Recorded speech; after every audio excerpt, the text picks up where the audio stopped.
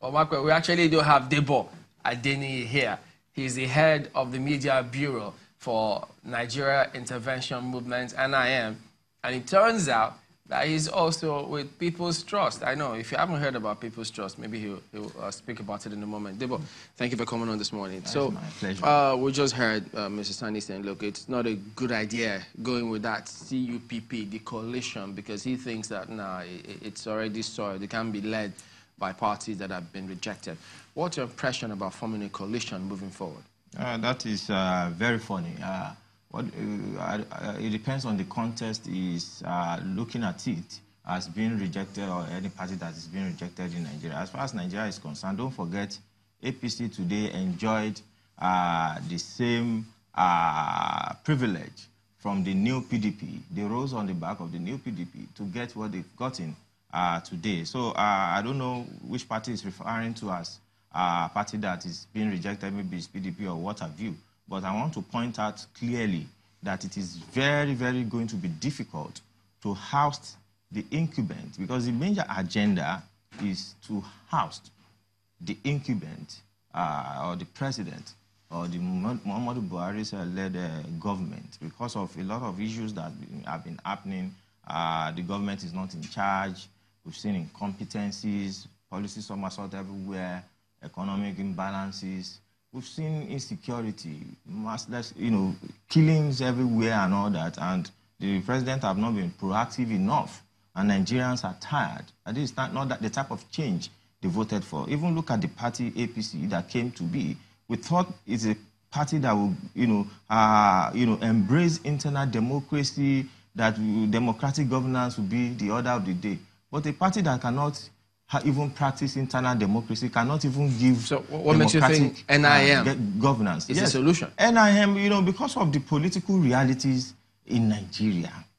NIM, from the name, Nigeria Intervention Movement, is a movement that is being formed by credible, new breed, emerging political leaders with great ideologies, that it is very important at this point to provide a political alternative for Nigeria towards the 2019 general election. We've seen what has happened. We've experienced the PDP's government, we've experienced the APC, and we've not been able to get what Nigeria really need. The dividend of democracy is not there. Yeah, that has been established largely. But the question now is, can the CUPP oust the present administration that you want to proceed with? Yeah, can you oust them? It's very, very possible. Then how? What is crucial now is political alliance, strong political alliance. No party in Nigeria today, not even the PDP, can oust President Muhammadu Buhari. If we really need to bring the formidable change, Nigerians have been complaining that this is not what they bargained for. Now, we need that change.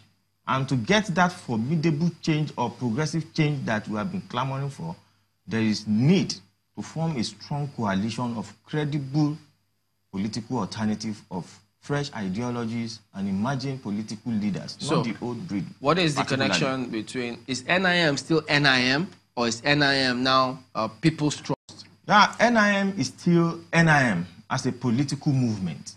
But in approaching the 2019 general election, NIM has looked at it that it is important to have a strong political face in approaching the election. So NIM has facilitated in the recent weeks with other credible political platforms and stakeholders a mega coalition party called the People's Trust towards approaching the 2019 election. And the People's Trust will still coalesce and work within the CUPP. People's Trust is a new political party? A new emerging political party, registered.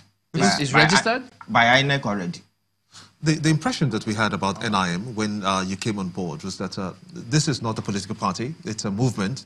And now that you've carved out a party out of that movement, how is it going to work? Because when it was NIM, correct me if I'm wrong, the impression we had was that you will support candidates devoid of party affiliations, be it APC, PDP, YPP, whoever it is that you feel is credible enough to provide solutions to the people of this country, you would support. Are you going to now ask them to cross carpets into people's trust? Or how is this going to work? We've tried to practicalize that in the recent couple of months, and we've seen that the terrain may be difficult in that line.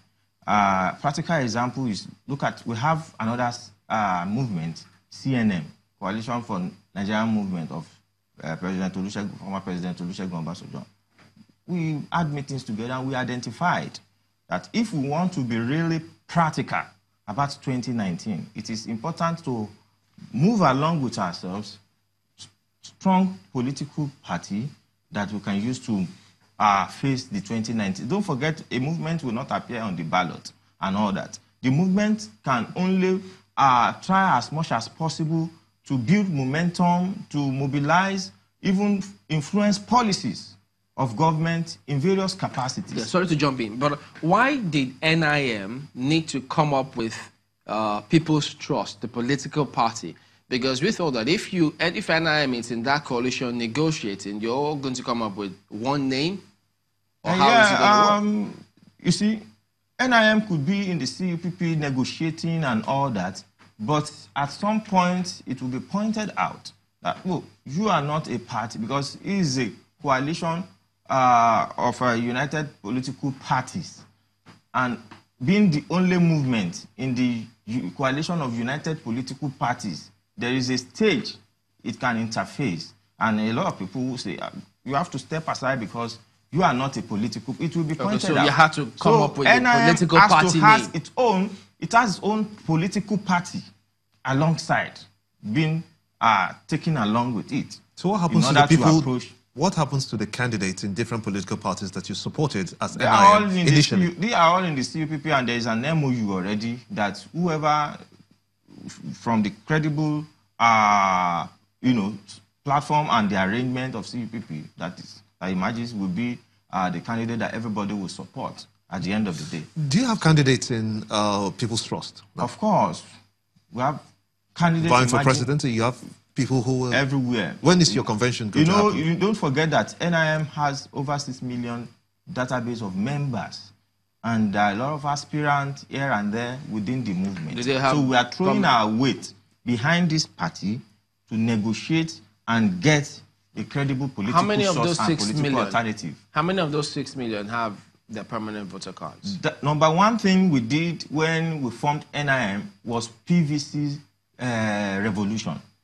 We were known for campaigning and canvassing for PVC. In fact, there was a program we had in NIM called Operation Show Your PVC.